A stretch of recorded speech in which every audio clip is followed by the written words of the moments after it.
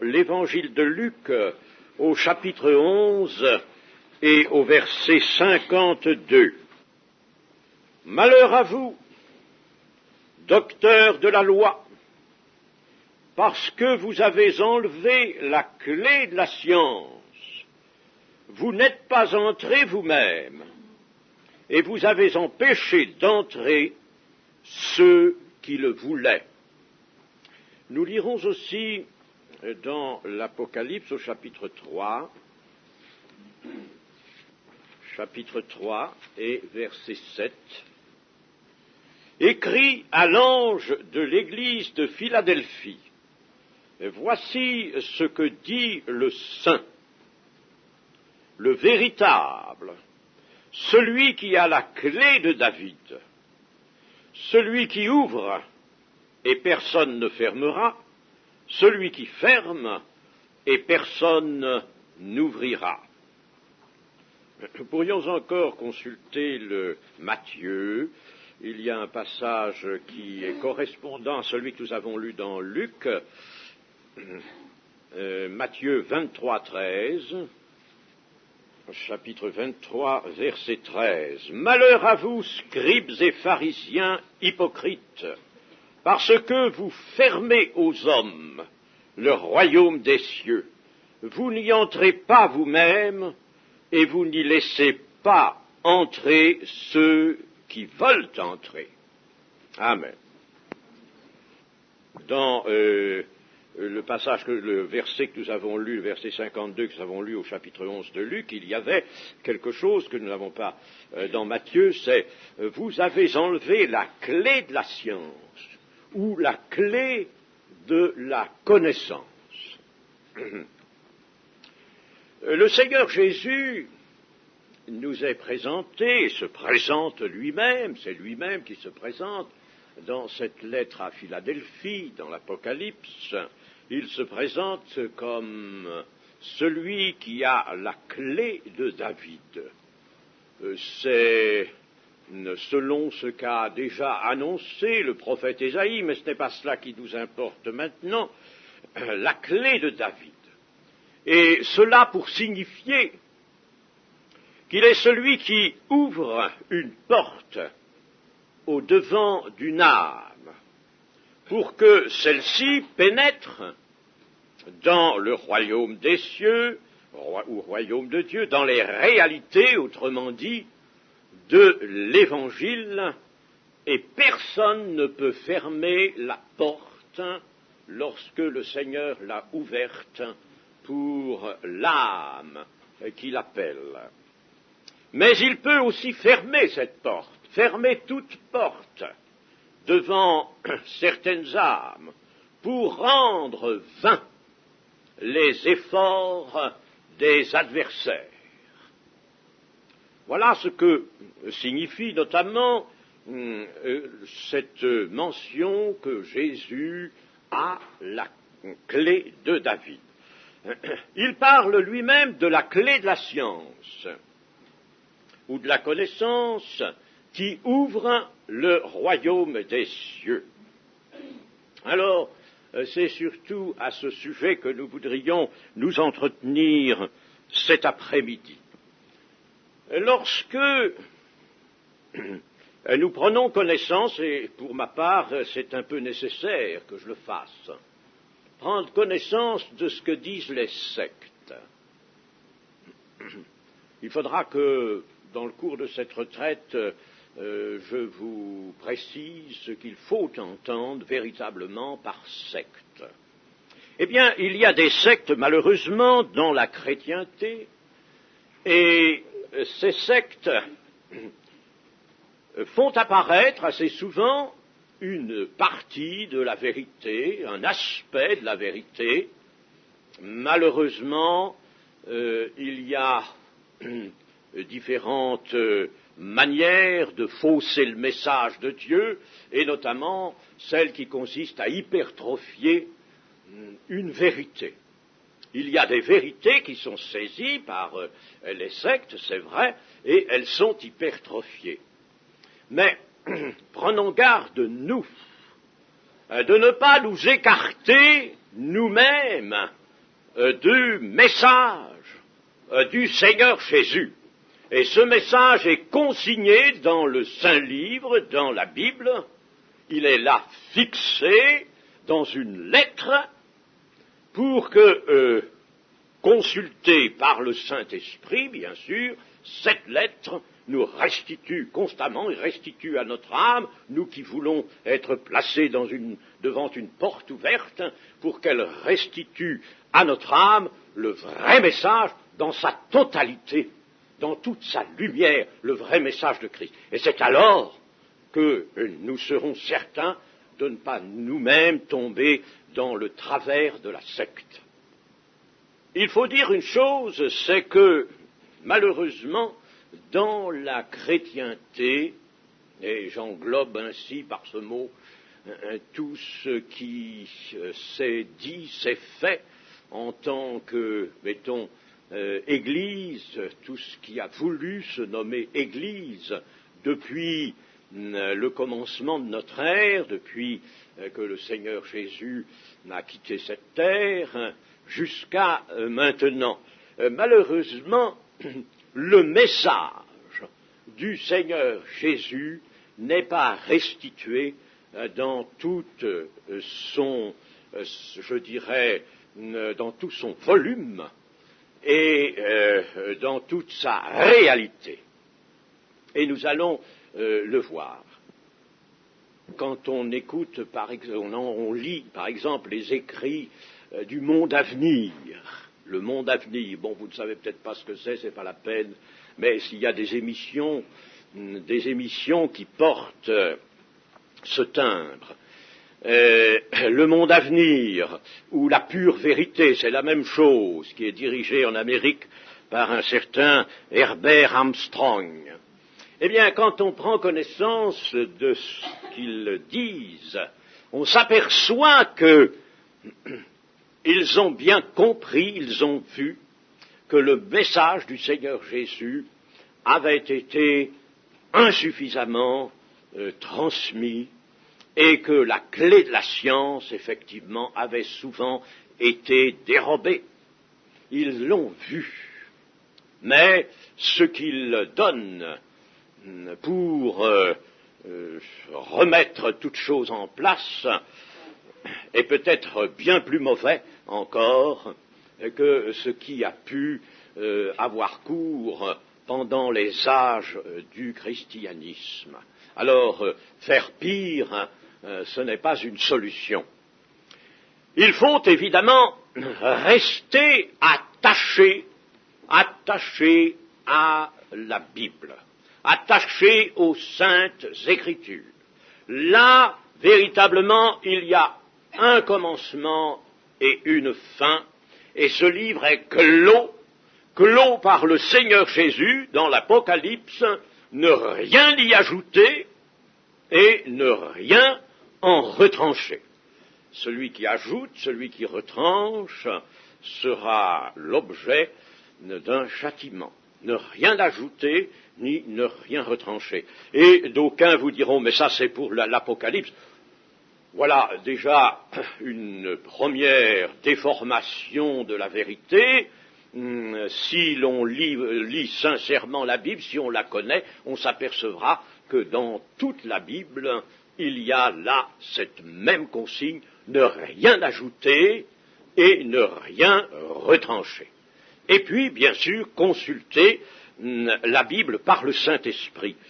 Car lorsque le Seigneur Jésus-Christ quitta ses apôtres, je pense à la terminaison de l'Évangile selon Luc, il quitta ses apôtres, il était apparu, il était ressuscité à ce moment-là, et il était apparu dans cette chambre haute, où il avait montré qu'il disposait d'une réalité corporelle, il avait mangé du miel qu'on lui avait donné, poisson rôti, miel, simplement à titre d'attestation de sa personne physique, il avait une personne physique, tout autre bien sûr, mais une personne physique. Je ne suis pas un esprit, mais voyez que j'ai un corps, j'ai chair et os, a-t-il dit. Eh bien, à ce moment-là, il ouvrit l'esprit des apôtres pour qu'ils comprennent les Écritures. Ça, c'est important. Vous trouverez dans le chapitre 24, à la fin du chapitre 24 de Luc, il ouvrit leur esprit. Alors, il faut que dans l'humilité, bien sûr, nous soyons de ceux qui attendions constamment que Jésus ouvre notre esprit. S'il y a tant soit peu d'orgueil, tant soit peu de prétention à savoir, si l'homme se pointe à nouveau là avec sa pensée, et nous tomberons dans l'erreur de ce pauvre apôtre Pierre, il était pauvre à ce moment-là, qui s'entend dire arrière de moi, Satan, tu mets en scandale, car tes pensées ne sont pas les pensées de Dieu, mais les pensées de l'homme. Les pensées de l'homme. Voilà bien ce qui fausse le message. Et comment, au travers des âges de la chrétienté, le message de l'Évangile a-t-il été faussé? Eh bien, assez tôt, et à ce sujet-là, l'organisation, disons, pour ne pas employer encore le mot secte, l'organisation à laquelle je faisais allusion, et il faut bien dénoncer, bien sûr, son erreur, parce qu'elle est tragique, parce qu'elle risque, elle, de fermer la porte véritablement. Quoiqu'il y ait un aperçu assez tout de même large de la vérité. Eh bien, dès le début du christianisme, il y eut quelque chose de néfaste. Il y a eu une profession de foi, un credo. Il y a eu plusieurs credos, mais le premier credo est celui qu'on appelle le symbole des apôtres, qui n'est pas du tout n'a pas été rédigé par les apôtres. Pas été rédigé par les apôtres. La Didaché non plus, n'est-ce pas? La Didaché, pour ceux qui connaissent cet ouvrage, un des plus anciens qui remonte au commencement du IIe siècle, pense-t-on, et l'on trouve là des notions qui auraient été reprises des apôtres, qui auraient été consignées comme venant des apôtres. Mais ce ne sont pas les apôtres qui ont écrit cela. Et voici ce qu'on appelle le symbole des apôtres, qui est la profession de foi la plus ancienne. Je crois en Dieu, le Père Tout-Puissant, Créateur du ciel et de la terre. Nous sommes d'accord. Et en Jésus-Christ, son Fils unique, notre Seigneur, qui a été conçu du Saint-Esprit et qui est né de la Vierge Marie. Nous sommes d'accord.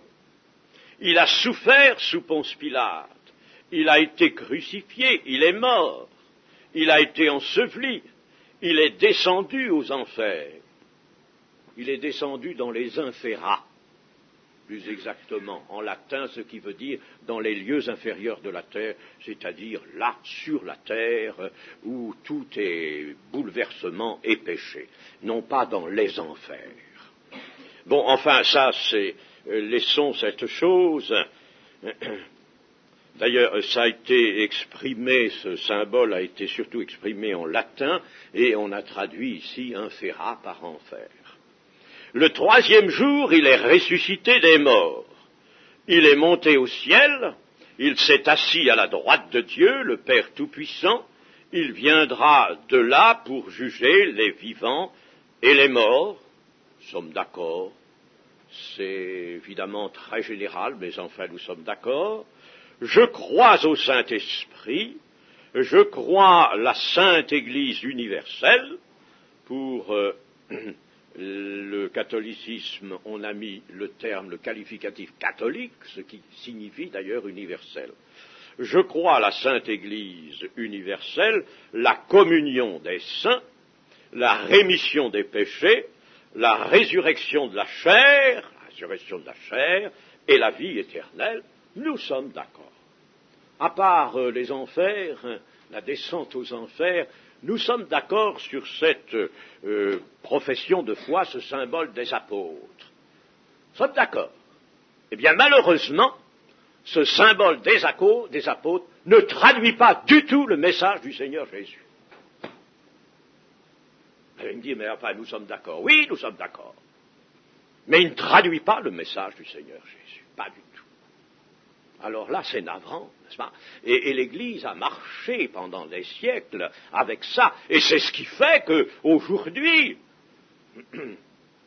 on ne croit plus dans tellement de formation du christianisme, que ce soit du côté catholique, et à part certaines exceptions bien sûr, du côté catholique, du côté protestant et même dans de diverses formations déjà anciennes du christianisme, on ne croit plus au millénium, au règne du Seigneur Jésus sur cette terre.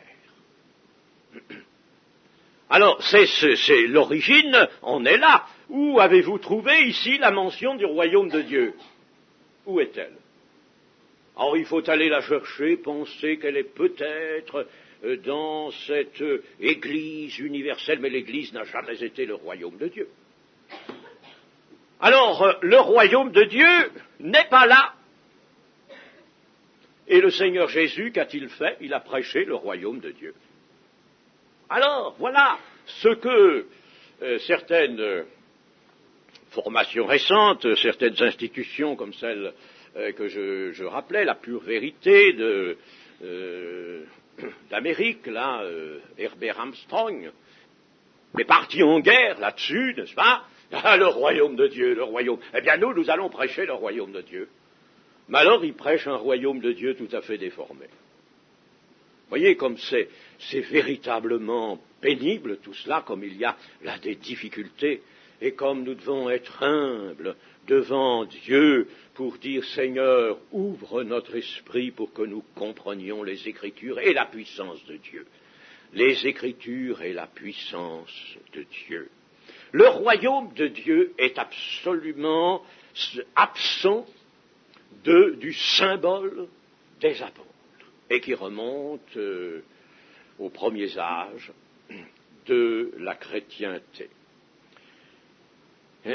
Jésus nous dit qu'il ouvre l'esprit, il ouvre une porte devant chaque âme, et cela, nous pouvons le retirer de pas mal de déclarations, de textes.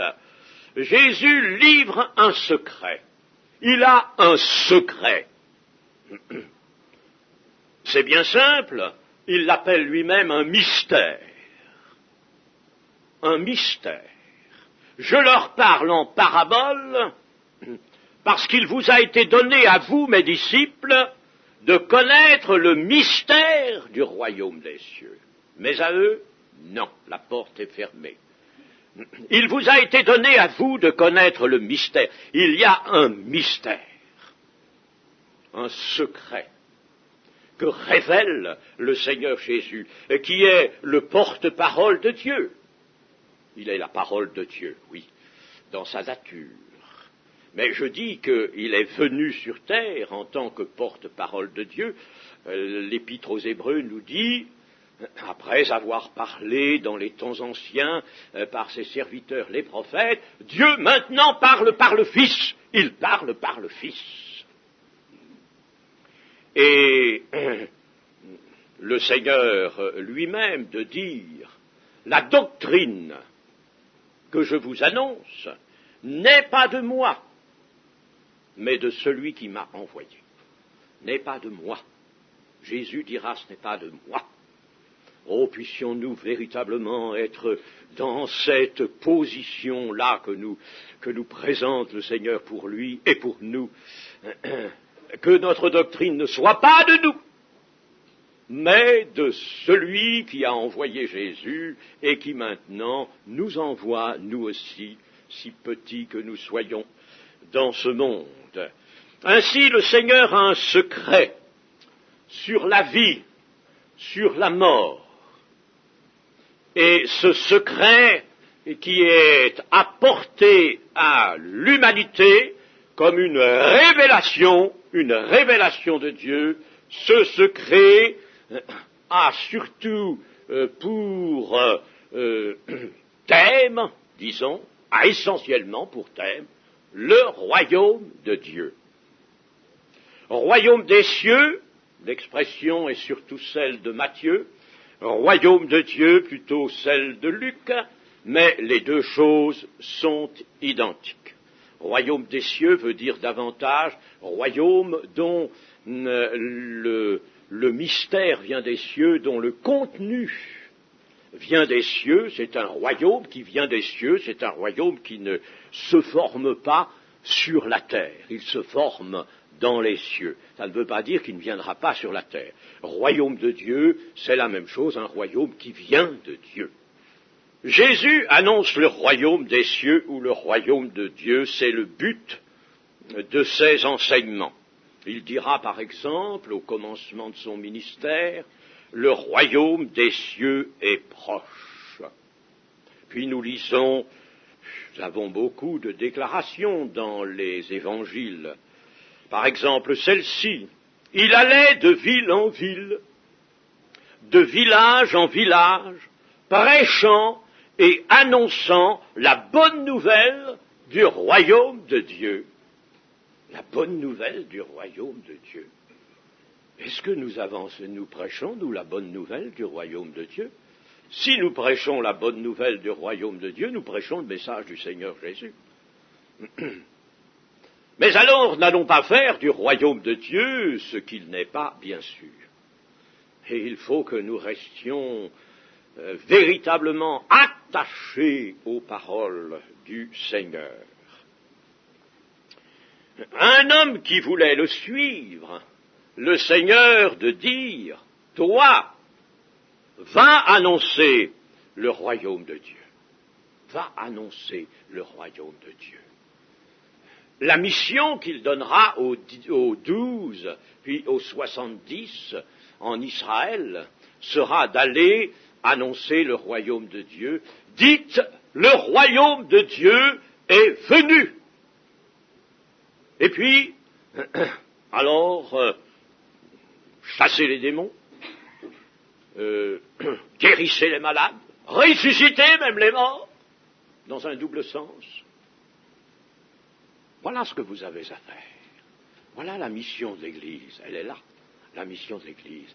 Allez annoncer le royaume de Dieu. Et à la fin des temps, le Seigneur a-t-il prévu que le message de l'Évangile serait, comme on le prétend aujourd'hui, modifié, modernisé? Pas du tout. Le discours eschatologique du Seigneur Jésus, Matthieu 24, la bonne nouvelle du royaume de Dieu sera prêchée à toutes les nations. Alors viendra la fin. Alors viendra la fin. Jusqu'à la fin, la bonne nouvelle du royaume de Dieu ou des cieux doit être prêchée à toute la terre. Est-ce que c'est cela qu'on fait? Fait-on cela? Alors c'est là que véritablement, je suis ému parce que je vois que dans l'organisme chrétien dont j'ai parlé, là, celui de Herbert Armstrong, et d'autres que je préfère ne pas nommer, mais je nomme celui-là parce que il est assez spécialiste de la chose. Alors, il a vu ça. Il a vu que maintenant, la prédication de la bonne nouvelle du royaume de Dieu est en somme mise de côté, qu'on prêche l'Évangile, on prêche Jésus, c'est bien, mais on ne prêche pas le plein message du Seigneur Jésus, avec pour clé le royaume de Dieu.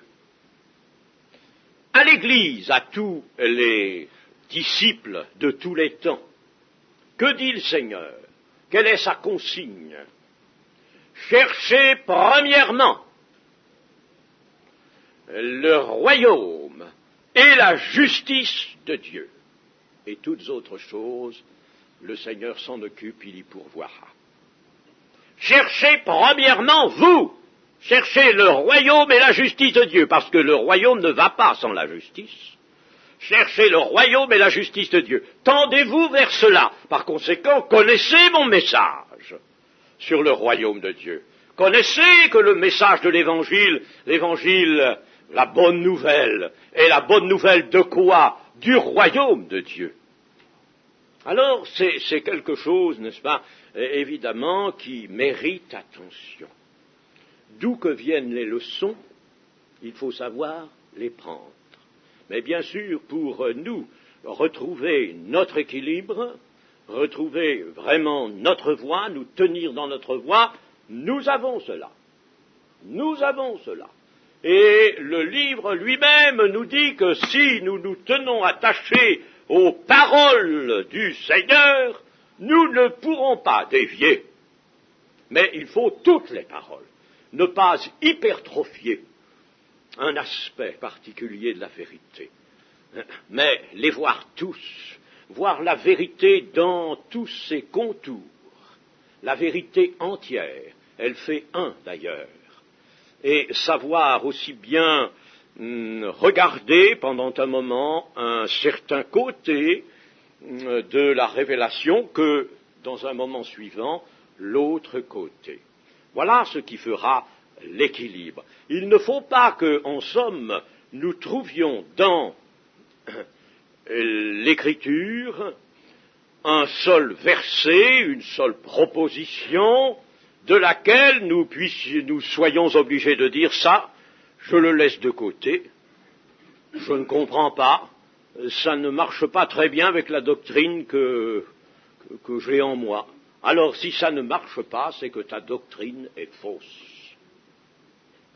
Parce que absolument, toutes les paroles doivent s'accorder avec la pensée que tu as, si vraiment ta pensée est elle-même en harmonie avec le message du Seigneur Jésus. Le message a porté la doctrine qui n'était pas de lui, mais qui lui a été donnée par le Père. Il faut savoir, je ne vais pas prétendre dans ces quelques instants vous montrer exactement quel est le contenu total du message de l'Évangile. Ce serait évidemment impossible à faire en quelques instants. Enfin, nos études quand même nous y conduisent. Mais je voudrais déjà faire apparaître ce soir, peut-être dimanche prochain, peut-être l'autre, reviendrons-nous sur ce sujet. Et verrons-nous alors ce qu'il faut entendre par la bonne nouvelle du royaume de Dieu.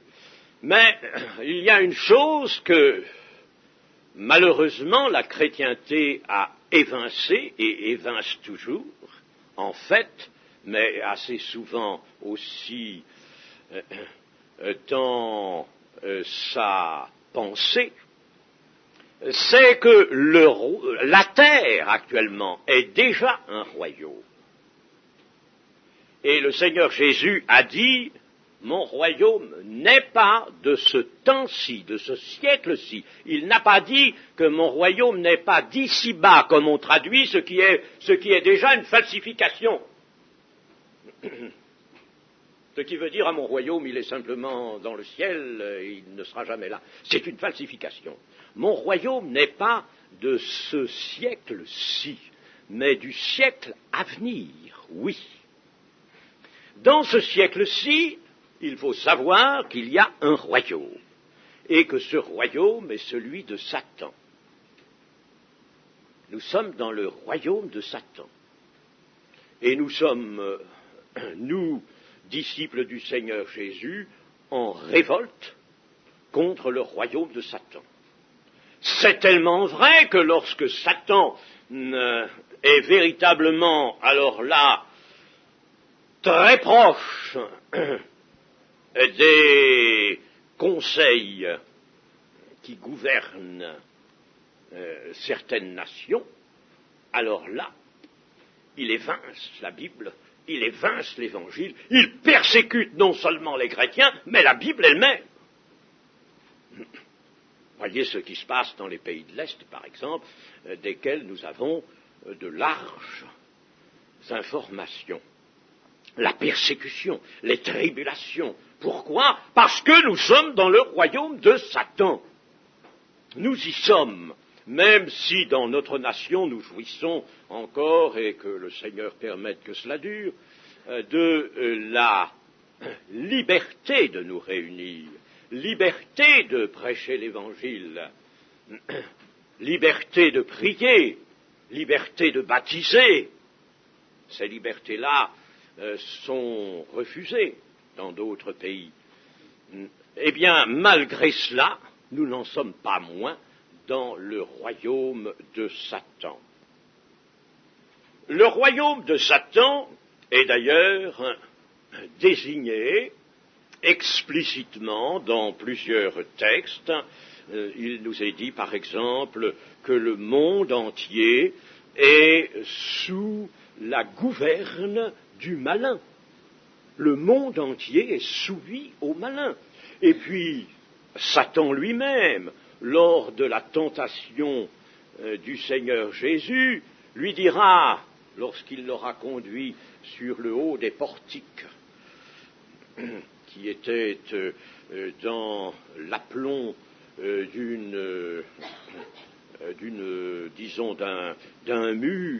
d'un mur élevé, et lui-même sur une roche, à l'aplomb d'une roche.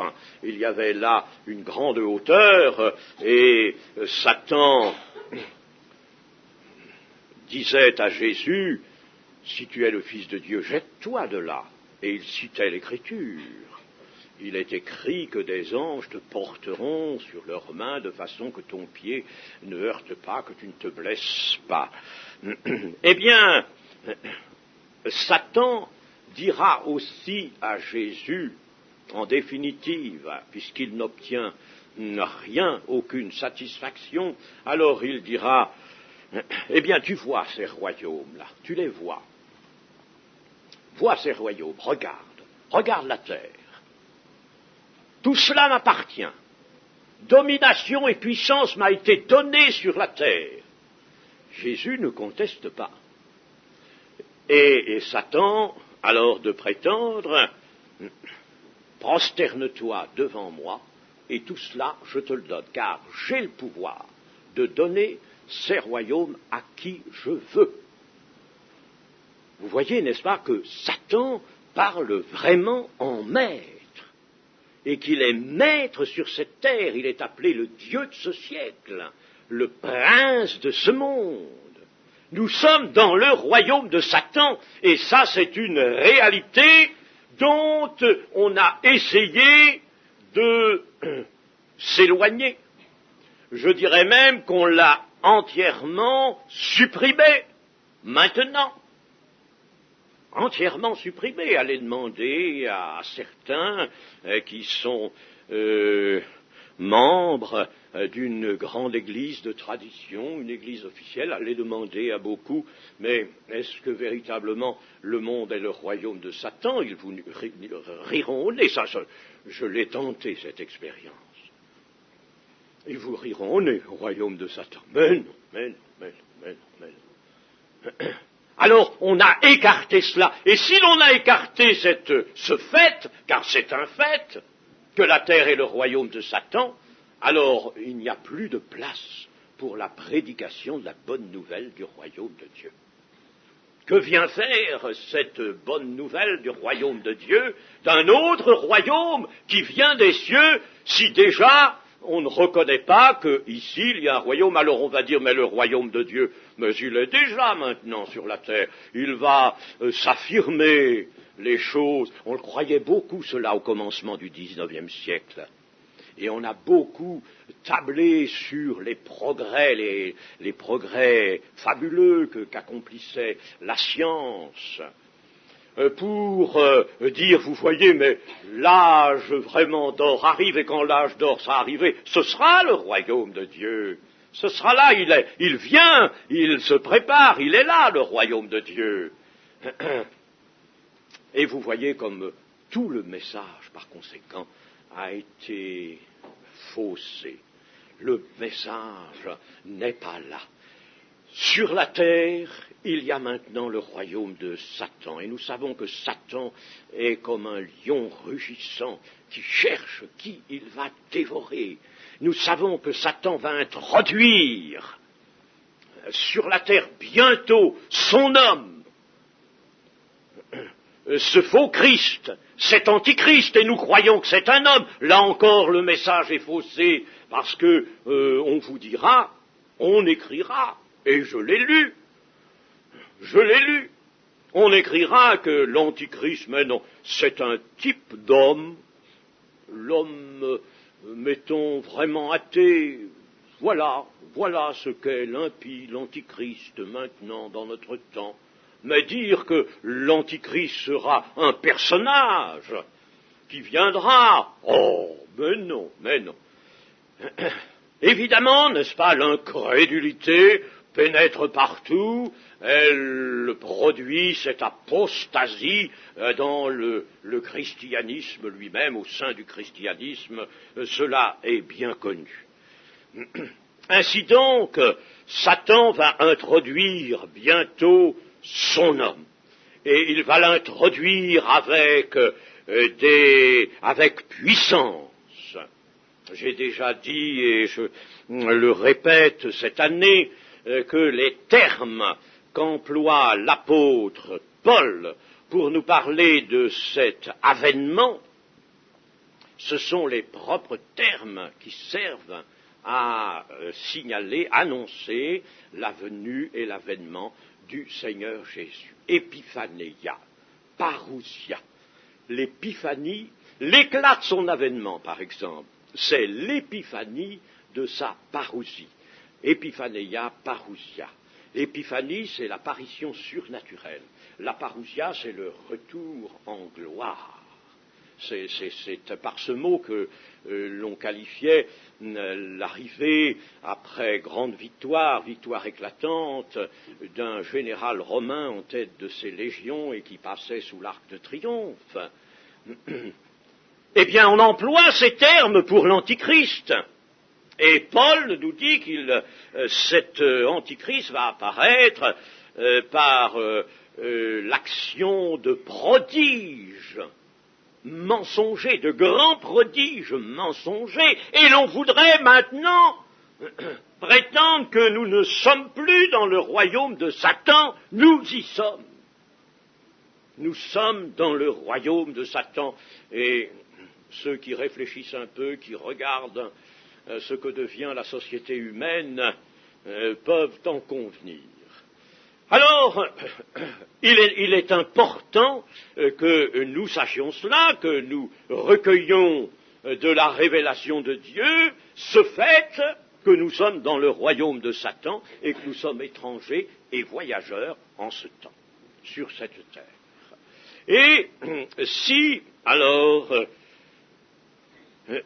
l'on s'informe dans la Bible, mais il faut lire les évangiles, il faut tout lire. Mais enfin, il faut lire surtout avec attention les 4 évangiles. Les épîtres sont nécessaires, mais pour connaître vraiment le message du Seigneur Jésus, la lecture des 4 évangiles, non pas de 3, mais de 4, les 4, est absolument indispensable. Une lecture attentive, une lecture réfléchie, avec méditation. Alors nous pourrons avoir une idée, déjà, de ce qu'est le royaume de Dieu. Les Juifs avaient la notion du royaume de Dieu. Ils en avaient une notion. Mais lorsque Jésus arrive, nous avons lu des termes sévères, docteur de la loi, hypocrite. Chose, n'est-ce pas, que le Seigneur Jésus, ne se départissant pas pourtant de sa douceur, ne pouvait manquer de proférer. Eh bien, le Seigneur Jésus, lui, n'ignore pas la notion qu'ont les Juifs du royaume de Dieu. Il y avait d'ailleurs une fête annuelle du royaume. mais Jésus remplace cette notion par une révélation différente, un mystère. Et ceux qui ne veulent pas s'ouvrir véritablement, humblement, devant Dieu, le reconnaître, lui, comme l'envoyé de Dieu, à ceux-là, la porte est fermée. Un mystère. Alors, ce mystère, que contient-il? Le royaume de Dieu ne serait-il pas tout simplement le paradis? Parlons beaucoup du paradis, on a parlé du paradis, on n'en parle plus beaucoup dans la chrétienté, notez, d'une façon générale. On n'en parle plus beaucoup du paradis, mais enfin on en a parlé. Je me rappelle, dans mes jeunes années, on en parlait encore assez souvent. Est-ce que ce serait le paradis? Nous pensons aux brigands sur la croix qui demandent à Jésus d'être avec lui lorsqu'il viendra dans son règne. Et Jésus de lui répondre, eh bien, aujourd'hui même, tu seras avec moi dans le paradis.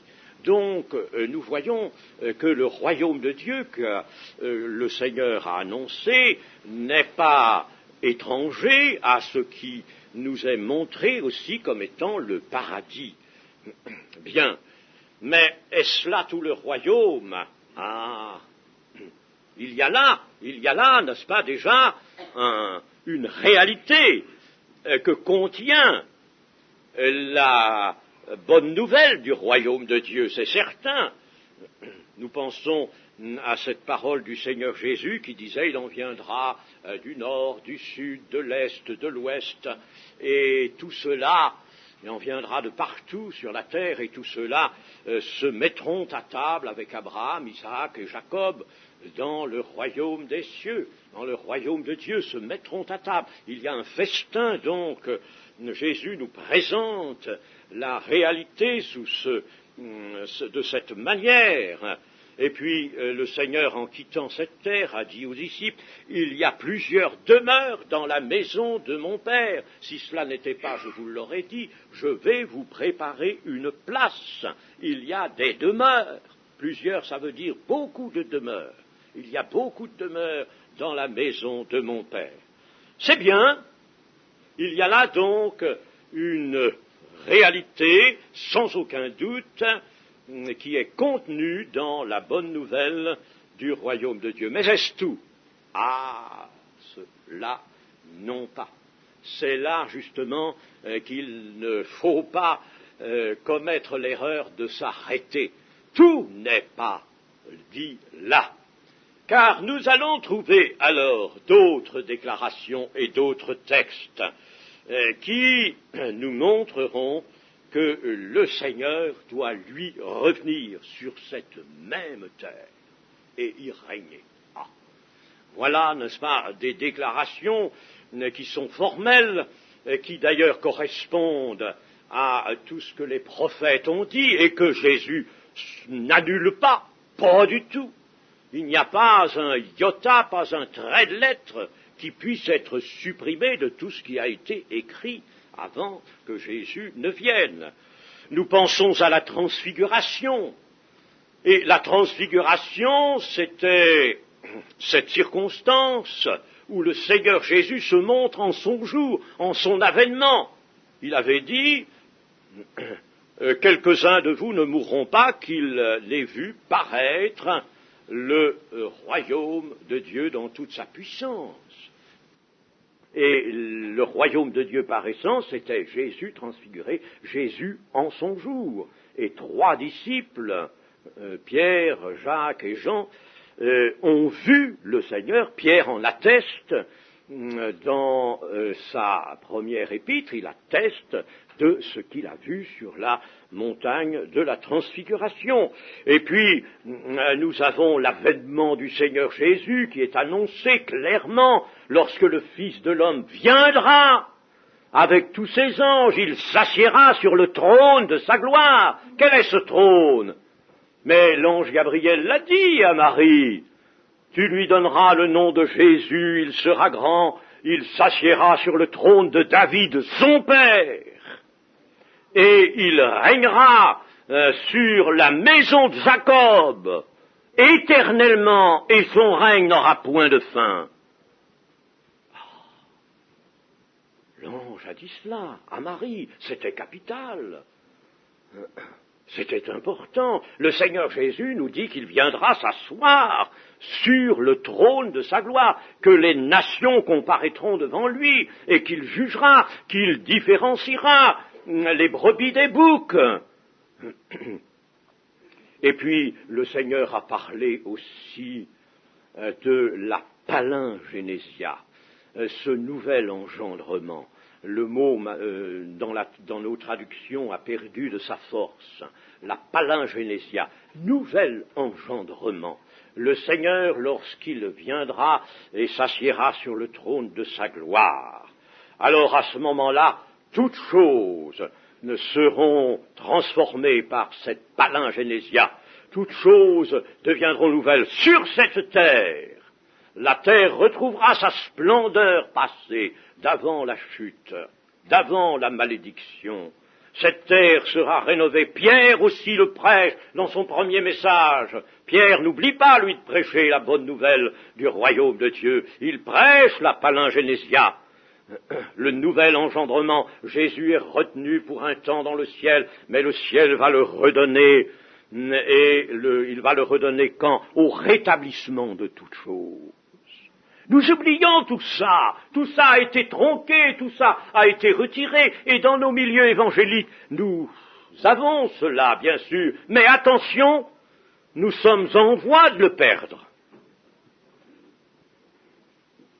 Et si je vous dis cela, c'est bien sciemment parce que il arrive que l'on présente des réalités spirituelles ou même des réalités concrètes, mais qui ne s'accordent pas vraiment avec le message de Jésus-Christ, la bonne nouvelle du royaume de Dieu.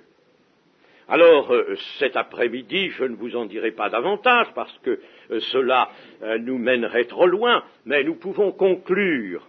Je pense que nous y reviendrons. J'espère que nous pourrons y revenir, peut-être dimanche prochain.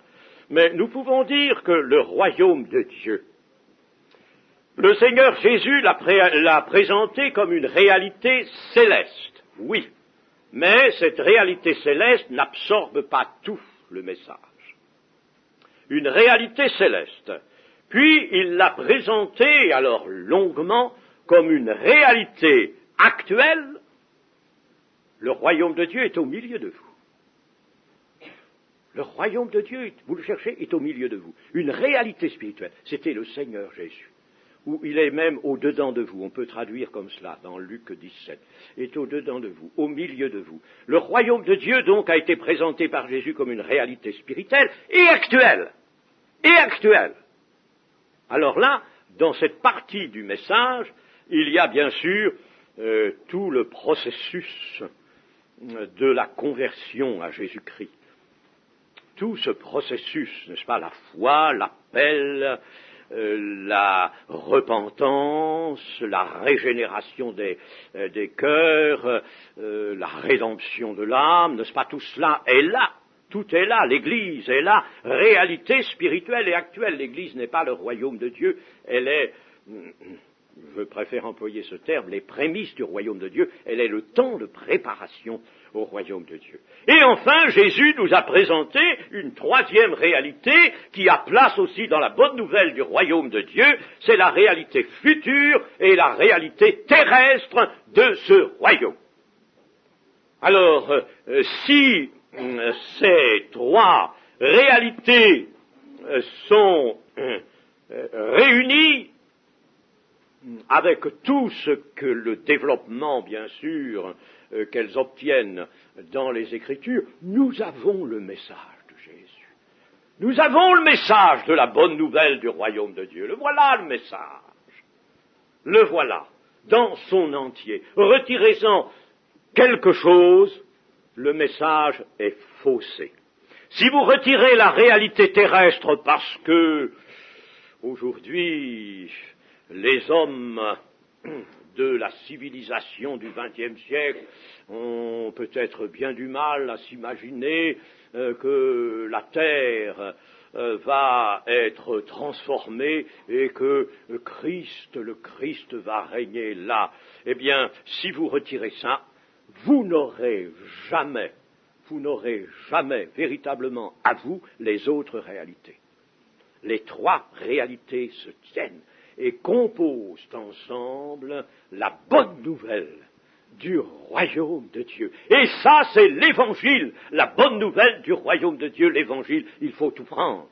Alors, laissons, n'est-ce pas, ceux qui ne prennent qu'un aspect, la pure vérité, par exemple, d'Amérique, qui parle sur les ondes, comme le monde à venir, nous présente un royaume de Dieu presque uniquement sous couleur d'une réalité terrestre, un royaume qui va venir sur la terre. Ils ne parlent d'ailleurs même pas de la palingénésia, mais ils abandonnent les réalités spirituelles actuelles. Le message est faussé, entièrement faussé.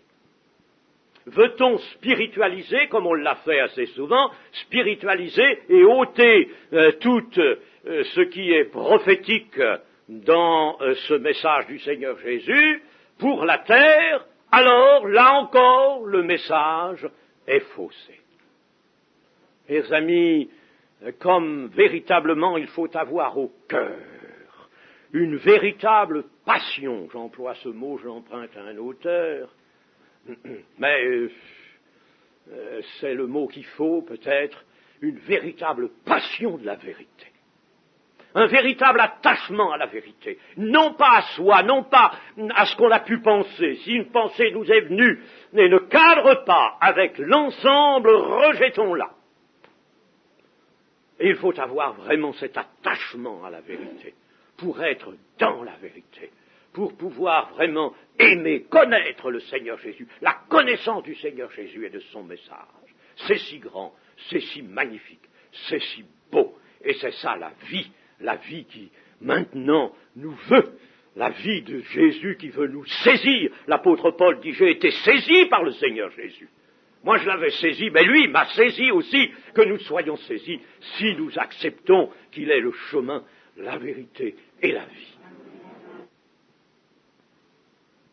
J'ai insisté là-dessus parce que c'est absolument nécessaire que nous sachions que nous sommes sur la terre dans le royaume de Satan. Je ne reprendrai pas les textes sur lesquels s'appuie cette parole, mais nous sommes dans le royaume de Satan. Et c'est face à ce royaume que Jésus annonce le royaume de Dieu.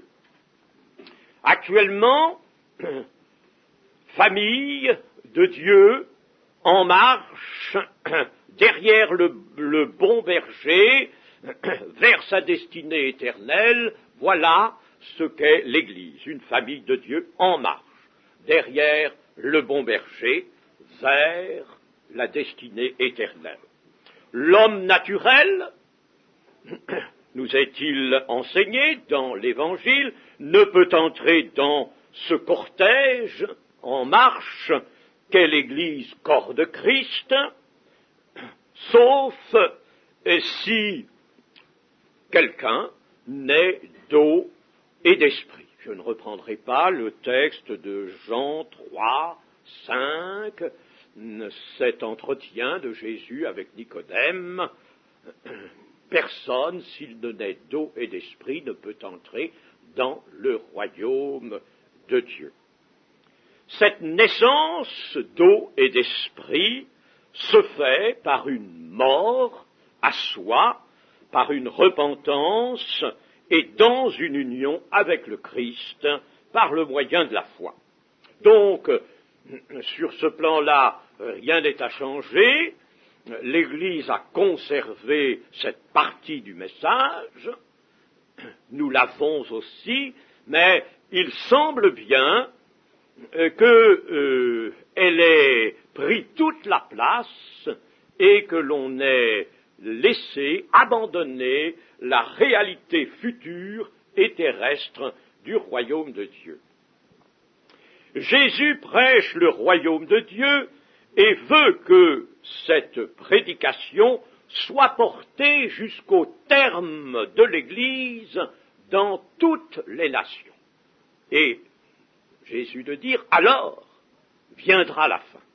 Donc jusqu'à la fin, il faut prêcher la bonne nouvelle du royaume de Dieu. Or cela ne se fait pas. Voilà, n'est-ce pas, où nous avons là une lacune, une grave lacune, c'est que cela ne se fait pas. Il ne faut pas confondre deux choses.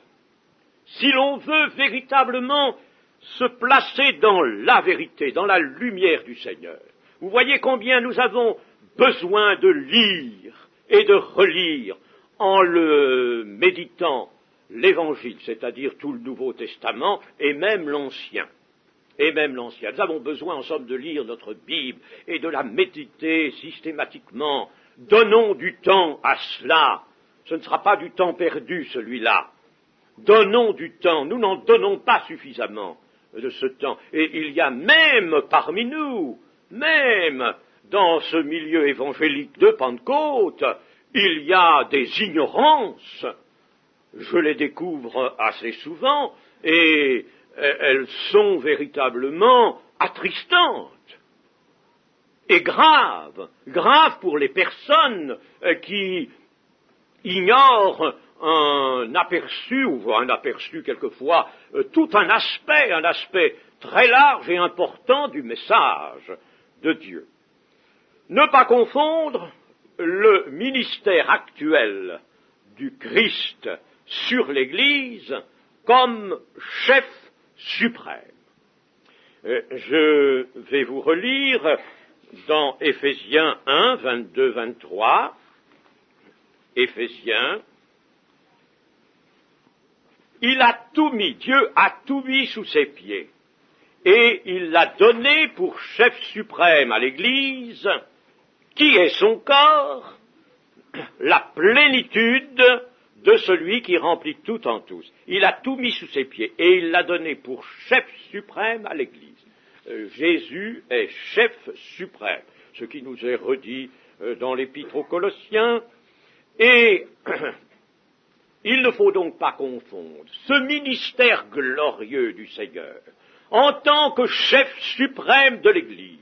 Nous avons tout pleinement en lui, nous dit l'Épître aux Colossiens, ne pas confondre donc ce ministère, qui est magnifique, qui est glorieux. Tant qu'il y a une Église sur la terre, le Seigneur Jésus est le chef suprême. Et chaque fois qu'il est question de Christ et de l'Église, il n'est pas vu comme roi, mais il est vu comme chef suprême ou tête du corps de l'Église. Alors, il ne faut pas confondre ce ministère actuel du Seigneur avec la royauté qu'il exercera dans le siècle à venir. Il ne faut pas confondre cela. Ce serait une grave erreur de le faire. Et pour cela, je vais vous lire dans l'Apocalypse, chapitre 11, verset 15. Le septième ange sonna de la trompette, et il y eut dans le ciel de fortes voix qui disaient « Le royaume du monde est remis à notre Seigneur et à son Christ, et il régnera au siècle des siècles. » Bon, je m'arrête un petit moment ici.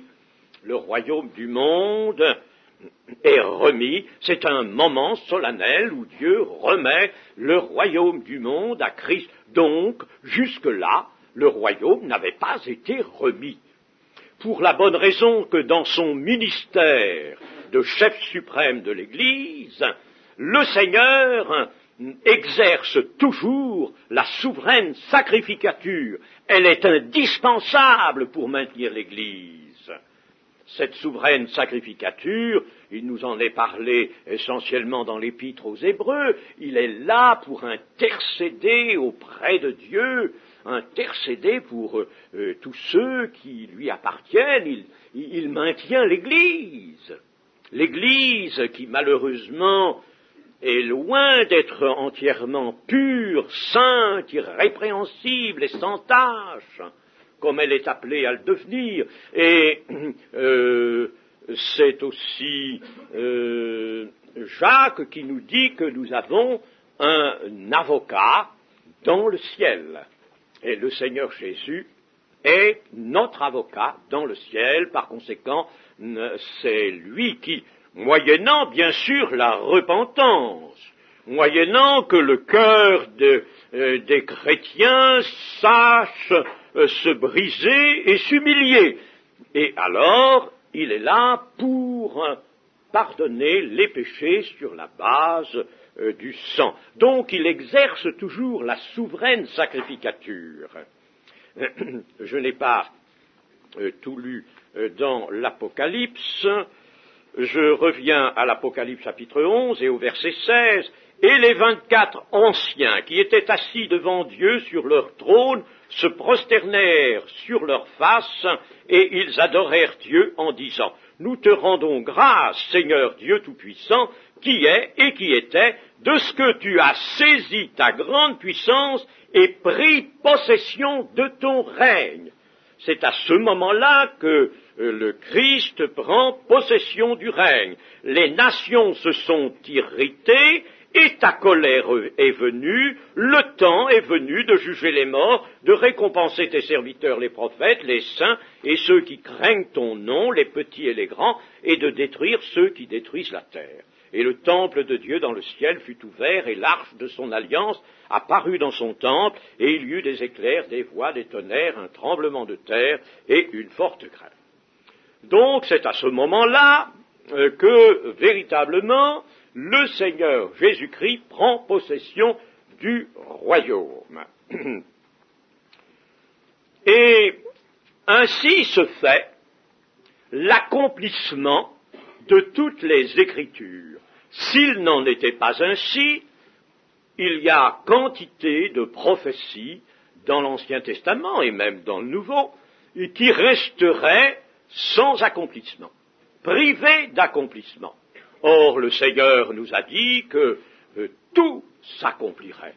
Tout, absolument tout ce qui a été écrit s'accomplirait. L'accomplissement de toutes les promesses qui promettent à loin de Dieu l'héritage des nations, car ce royaume est aussi appelé ainsi l'héritage des nations. Demande-moi et je te donnerai les nations pour héritage, les extrémités de la terre pour possession. Dans le psaume 2 et au verset 8, nous relirons aussi dans Ésaïe le chapitre 9, il est tellement capital, ce passage, chapitre 9 d'Ésaïe, et verset 5, car un enfant nous est né, un enfant est né à Israël, un fils nous est donné. C'est prophétique, ça n'était pas encore réalisé, bien sûr, à ce moment-là. Un enfant nous est né, un fils nous est donné, et la domination reposera sur son épaule. On l'appellera admirable, conseiller, Dieu puissant, Père éternel, prince de la paix, donné à l'empire de l'accroissement, et une paix sans fin au trône de David et à son royaume, l'affermir et le soutenir par le droit et par la justice, dès maintenant et à toujours, voilà ce que fera le zèle de l'Éternel des armées. Voilà une prophétie qui est claire, qui est nette, elle ne peut pas être prise dans un sens allégorique, ça ne signifierait plus rien, et elle est à prendre, d'ailleurs selon la règle saine d'interprétation admise d'une façon quasi générale, nous devons ici accepter cette parole dans sa portée littérale. Alors voilà un enfant qui porte bien des noms, ils sont donnés au chapitre 7 aussi. Un enfant nous est né, un fils nous est donné, et la domination reposa sur son épaule. Admirable, conseiller, Dieu puissant, Père éternel, prince de la paix. Et il va donner à l'empire de l'accroissement une paix sans fin au trône de David et à son royaume. Une paix sans fin. Lui, alors, c'est quelqu'un qui ne meurt pas. Il ne meurt pas, il vient d'être appelé Père éternel, Dieu puissant, prince de la paix, bien entendu, il ne meurt pas. Mais il faut que cette paix sans fin au trône de David et à son royaume soit donnée. L'affermir et le soutenir par le droit et par la justice. Et nous avons d'autres passages aussi, je ne vais pas vous les citer tous, cela nous demanderait trop de temps, mais nous pourrions voir quand même Zacharie 14:9. Zacharie chapitre 14 et verset 9.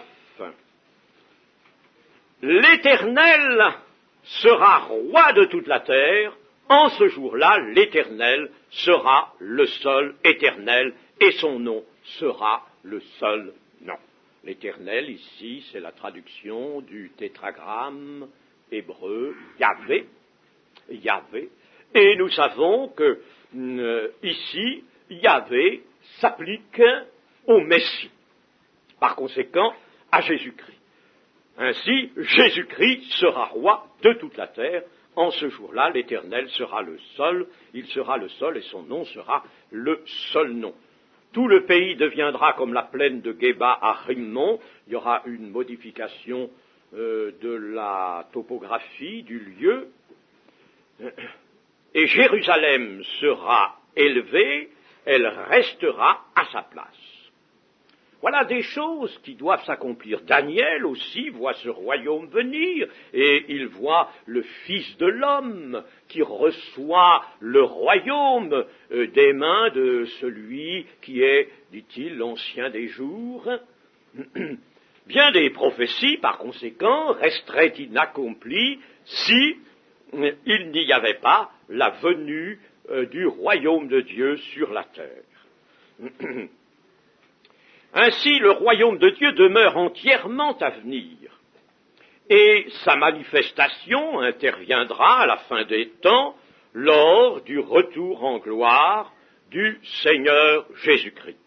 Là, je ne vais pas vous citer les textes du Seigneur lui-même, qui a clairement dit, quand le Fils de l'homme viendra, il s'assiera sur le trône de sa gloire, les nations comparaîtront devant lui, toutes ces choses que personne ne peut interpréter d'une façon symbolique ou allégorique. Et ce sont des déclarations réelles. L'ange Gabriel aussi qui dit à Marie que l'enfant qui naîtra d'elle sera grand et il s'assiera sur le trône de David son père. Il régnera sur la maison de Jacob ou d'Israël éternellement, et son règne n'aura point de fin. Par conséquent, quantité de textes sont là, aussi bien les déclarations du Seigneur Jésus que les textes de l'Ancien Testament, pour établir fermement cette vérité que le royaume de Dieu est entièrement à venir au moment où de la parousie, c'est-à-dire du retour en gloire de Jésus. Si bien que l'Église ne constitue pas le royaume de Dieu. Elle l'annonce, le royaume de Dieu. Elle annonce la bonne nouvelle du royaume de Dieu. Et elle doit l'annoncer. Et c'est là qu'il y a une lacune. Elle doit annoncer. C'est bien de convier les hommes à se convertir. Mais il manque, malheureusement, à cette action une prédication entièrement fidèle, annonçant aux hommes que s'ils se convertissent, c'est en vue du royaume de Dieu. L'Église n'est pas donc le royaume, elle annonce le royaume, la bonne nouvelle du royaume, comme son espérance dernière, et propose le royaume au monde aussi. Elle propose ce royaume au monde comme espérance, à la condition que l'on se convertisse maintenant à Jésus-Christ. Mais vous voyez, n'est-ce pas, le défaut de prédication du royaume de Dieu dans sa réalité future et terrestre prive le message de l'espérance qu'il faut donner au monde. Ah, c'est là que ça devient grave. On demande aux gens d'entrer dans l'Église, mais on ne leur montre pas un royaume bien réel qui viendra de manière à frapper les regards. Et le Seigneur a montré que quand il était là, c'était trop tôt. À ses apôtres, il a dit, ce n'est pas à vous de connaître maintenant les temps et les moments. Mais il est évident que les temps et les moments viendront.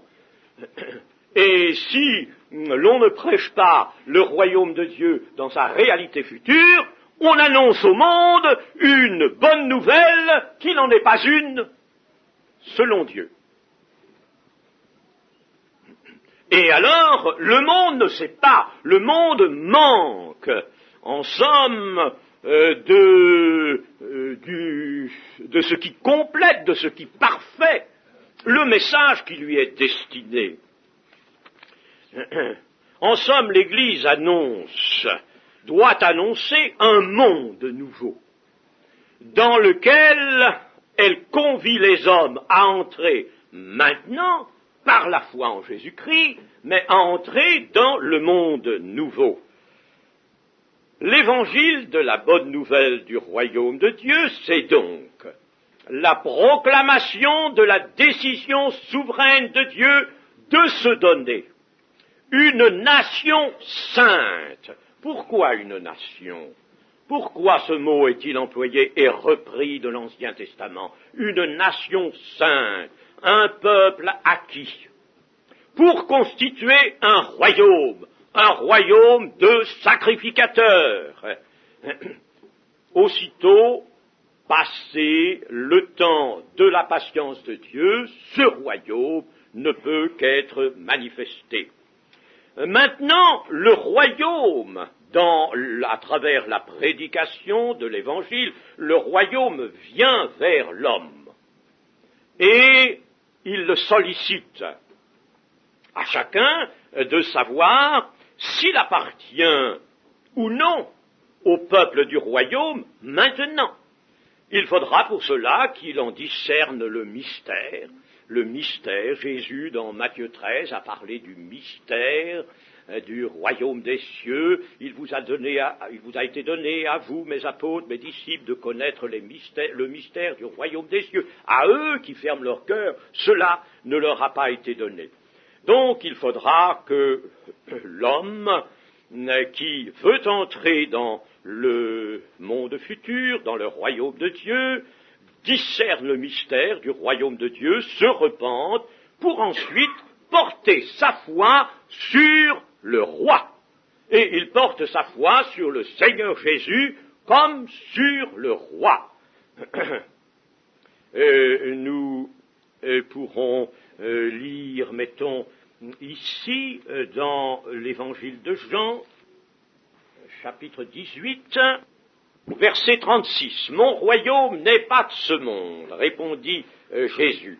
Si mon royaume était de ce monde, mes serviteurs auraient combattu pour moi, afin que je ne fusse pas livré aux Juifs. Mais maintenant mon royaume n'est point d'ici-bas. » Pilate lui dit, « Tu es donc roi ?» Jésus répondit, « Tu le dis, je suis roi, je suis né et je suis venu dans le monde pour rendre témoignage à la vérité. Quiconque est de la vérité, écoute ma voix. » Pilate lui dit, qu'est-ce que la vérité? Voilà bien l'attitude d'une partie du monde, évidemment, qui ne croit pas même en l'existence d'une vérité absolue. Ainsi, par conséquent, le Seigneur Jésus apporte au monde la grande espérance d'un monde nouveau qui sera ouvert à une humanité nouvelle, à l'homme nouveau, et cette humanité forme une nation sainte maintenant déjà un peuple acquis. Et ce royaume comprendra, lorsqu'il sera venu, les 5 éléments constitutifs de tout royaume. Il comprendra un peuple. Ce peuple, c'est cette nation sainte, cette humanité nouvelle qui se forme et que Jésus nomme les fils du royaume ou royaume de sacrificateurs. Jésus les a nommés les disciples, les fils du royaume. Puis, deuxième élément constitutif, un roi. Bon, le roi, c'est le Seigneur Jésus. Lorsque il eut dit que quelques-uns de ses disciples ne mourraient pas qu'il n'ait vu venir le royaume de Dieu avec puissance, que leur montre-t-il sur la montagne de la transfiguration lui-même, sa personne, le roi dans son jour. Le roi et le royaume, par conséquent, sont liés. Puis, troisième élément constitutif d'un royaume, un territoire. Alors, Apocalypse 5, verset 10, nous rappelle, ce n'est pas là seulement, ils régneront sur la terre. Ils régneront sur la terre. Puis, quatrième élément constitutif, une loi. Une loi que l'apôtre Jacques appelle la loi parfaite, la loi de la liberté, la loi royale, une loi qui est entièrement fondée sur l'amour, l'amour parfait. Et puis enfin, cinquième et dernier élément qui constitue le royaume, une capitale. Une capitale. Et cette capitale aussi est désignée Jérusalem. Nous la trouvons dans presque tous les prophètes. Jérusalem transformée, Jérusalem qui sera, Jésus l'a appelée d'ailleurs la ville du grand roi. Et puis Zacharie, je l'ai lu dernièrement au chapitre 8, qui déclare de la part de Dieu, je veux habiter au milieu de Jérusalem. C'est Dieu qui parle, je veux habiter au milieu de Jérusalem. Et puis l'Apocalypse nous montre la nouvelle Jérusalem appelée à se substituer à l'ancienne Jérusalem lorsque le temps sera venu. Et en conclusion, nous dirons qu'il y a une erreur à corriger. Une erreur par défaut, à corriger. Nous prêchons pour convier les hommes à entrer dans l'Église, et non pas dans le royaume de Dieu. Vous voyez la différence. Nous appelons, n'est-ce pas, des gens à venir dans l'Église, venez au milieu de nous. Hein. Mais quelle espérance leur donne-t-on ? Oh, une espérance qui reste vague, et dans le cours des âges du christianisme, cette espérance a été même souvent très vague. Votre âme ira au ciel. Voilà. Votre âme ira au ciel.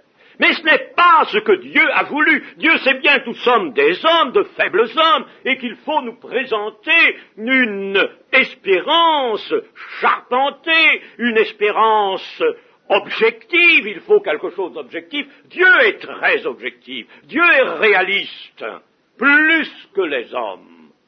Et c'est pourquoi l'Évangile est la bonne nouvelle du royaume de Dieu. Nous convions les gens à rentrer dans l'Église. Oui, nous en faisons, comme disait Jésus, des prosélytes. Et quelquefois, n'est-ce pas, ils deviennent plus méchants encore. Dans l'Église. Mais nous ne leur donnons pas, nous ne leur procurons pas la foi dans le royaume de Dieu qu'il faut regarder. Quand Jésus nous dit de regarder, de chercher premièrement le royaume de Dieu et sa justice, eh bien il faut qu'il y ait au bout une réalité. Nous ne regardons pas le vague, nous ne regardons pas quelque chose qui serait déjà maintenant réalisé uniquement, totalement, par une réalité spirituelle. Le christianisme a fait de l'Église une fin. une fin, alors que la fin n'est pas l'Église, mais le royaume de Dieu. Et le christianisme a manqué justement en cela, qu'il n'a pas donné aux hommes l'espérance objective que Dieu leur destine. L'Église est chère à Dieu, elle est chère à Jésus-Christ son Fils, mais elle est le rassemblement. Elle est un rassemblement ecclésia, ceux qui sont appelés hors d'eux-mêmes, hors de leur propre vie, hors de leur vaine manière de vivre, ceux-là sont appelés, c'est un rassemblement, et tout rassemblement dans les Écritures est un rassemblement en vue de quelque chose, en vue d'autre chose. Et c'est un rassemblement, l'Église, de préparation au royaume de Dieu, en vue du royaume de Dieu qui est appelé le royaume de Dieu et de Jésus-Christ. Voilà, mes amis, des choses auxquelles il faut penser, et quand nous avons à rendre témoignage, par exemple, bien sûr avec toute la prudence désirable, en peu de discours, n'est-ce pas, je dirais même en peu de mots, mais il faut savoir, si l'opportunité le commande, annoncer la bonne nouvelle du royaume de Dieu. Je me suis un jour à Tours trouvé en face de jeunes étudiants marxistes qui savaient bien des choses, savaient beaucoup de choses, et ils étaient venus dans une tente qui avait été dressée par le mouvement des Assemblées de Dieu, et dans cette tente, on annonçait l'Évangile. Et alors, ils avaient écouté la prédication, puis moi, je me tenais à la porte, dehors, justement parce que je voyais que des gens sortaient, et m'avait semblé que c'était préférable d'être là pour pouvoir parler à certains, et c'est ce qui est arrivé. Et alors, ces jeunes gens parlaient, je me suis avancé vers eux, et nous avons parlé ensemble de la prédication. Et eux-mêmes m'ont dit, nous n'avons jamais entendu l'Évangile. Nous sommes sortis, vous savez, d'un milieu tout à fait athée. Bon. Et nous avons été élevés là, et puis alors maintenant, on nous enseigne le marxisme, nous en avons plein la tête du marxisme, mais nous voyons une chose, ça nous conduit bien sûr dans le communisme, nous sommes d'ailleurs communistes, et ce que nous contestons, après avoir entendu l'Évangile, ce que nous contestons contre vous, c'est que nous annonçons un bonheur terrestre à venir, une situation sur la terre qui doit être bénéfique pour tous les hommes, doit permettre à tous de vivre dans l'aisance, dans la justice, etc. Bon, c'est illusion, mais enfin, il pensait à cela. Nous annonçons, nous, par conséquent, me disait-il, nous annonçons un règne, un royaume de liberté, de justice et d'égalité vraiment sur la terre. Tandis que vous annoncez des choses dans les cieux, ça se perd là dans les nuées, tout ce que vous dites, n'est-ce pas? Alors, il faut changer le cœur, l'âme, mais c'est pas pour maintenant, c'est pour on ne sait pas quand on sera mort, et quand on sera mort, il n'y a qu'une partie de soi qui s'en va, etc. Alors il me disait, tout ça, n'est-ce pas, c'est pas réaliste du tout. Alors je les ai laissés dire. Quand ils ont eu bien fini leur discours, je leur ai dit, écoutez, alors voulez-vous que maintenant nous voyons ce que c'est que l'Évangile? Et je leur ai dit, l'Évangile, c'est la bonne nouvelle du royaume de Dieu qui va venir sur cette terre. Et je leur ai parlé du royaume de Dieu qui allait venir sur cette terre, et de Jésus-Christ, Dieu, mais homme aussi, et qui allait régner sur cette terre. Et je leur ai dit, ça c'est sûr, votre royaume, je n'y crois pas du tout, je ne peux pas y croire, il repose sur rien du tout. Tandis que celui dont je vous parle, le royaume de Dieu qui va venir sur cette terre, soyez tranquilles sur cette terre, lui, il repose sur des bases solides. Et je leur ai montré ça. Et je leur ai ouvert la Bible, et je leur ai montré n'est-ce pas, l'expression royaume des cieux, je leur ai expliqué ce que ça voulait dire, et royaume de Dieu qui figure largement, le royaume qui viendra sur cette terre. Je leur ai montré aussi Ésaïe, tout cela, et alors ils m'ont dit, mais alors, c'est vrai, on peut croire à ça? J'ai dit, mais bien sûr, on peut croire à ça. Mais il faut croire en Dieu, naturellement, d'abord, et puis croire en Jésus-Christ. Mais vous pouvez être tranquille que sur cette terre. Ils m'ont dit, oui, mais dans combien de temps ça va venir là? Je dis, et si ça venait dans 2 ou 3 ans? Qu'est-ce que vous m'en dites? Est-ce que votre royaume va venir si ça venait avant la fin du siècle? Qu'est-ce que vous en pensez? Eh bien, c'est possible. Je leur ai dit, c'est tout à fait possible, n'est-ce pas? Alors vous voyez que si l'on prêche vraiment l'évangile comme bonne nouvelle du royaume de Dieu, on fait un tout autre travail, une toute autre œuvre, que si simplement on convie les âmes. C'est bien de les convier à se convertir, à se repentir, il le faut, mais on les convie à venir dans l'Église. Et l'Église n'est pas une fin. Il faut absolument que le message soit restitué dans sa totalité. Que le Seigneur le permette. Amen.